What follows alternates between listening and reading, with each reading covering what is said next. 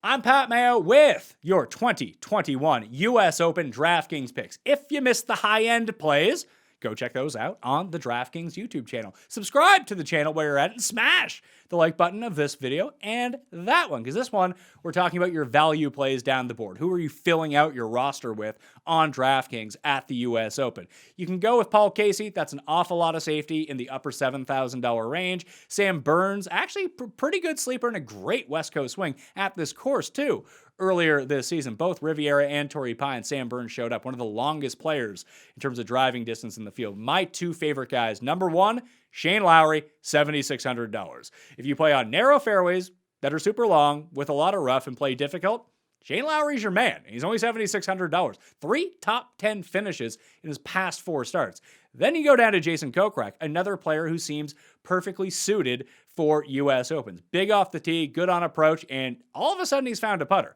As long as he doesn't find himself in a greenside bunker, you should be okay with Jason Kokrak. He too is $7,600. So both very fair prices for guys coming in fantastic form for a major championship. Going down the list more, Max Homa has wins at both Riviera and Quail Hollow and a great performance at API and some nice showings at the Farmers Insurance Open at Torrey Pines. Only $7,300. Very volatile, very boom or bust, but when the booms come, you can get that at $7,300. Has played really well in class fields so far this season as well. Then when we keep dropping down, you have Carlos Ortiz and Matt Wallace at $7,100, who are both capable cash game plays and flyers in GPPs if they don't get too popular. But my two favorite plays in the $6,000 range, if you need the savings, both from the Korn Ferry Tour. One, Cameron Young, 2-time winner in the past month on the Korn Ferry Tour, only $6,700, bombs it off the tee. He is most definitely someone that you should be giving consideration to, despite the fact that he's a Korn Ferry Tour player. Then you have Taylor Pendrith, the Canadian, at $6,500. He's played in the U.S. Open the past 2 years. He has made the cut each of the past 2 years. One of the longest players in the field, but it is not just distance. So he and Wyndham Clark actually fit into this bucket as well. I also like Wyndham Clark at $6,700.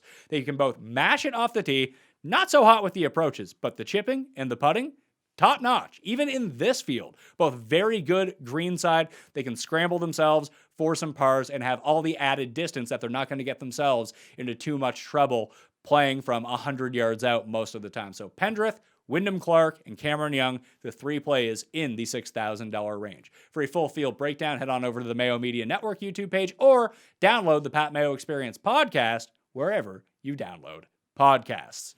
I'm Pat Mayo.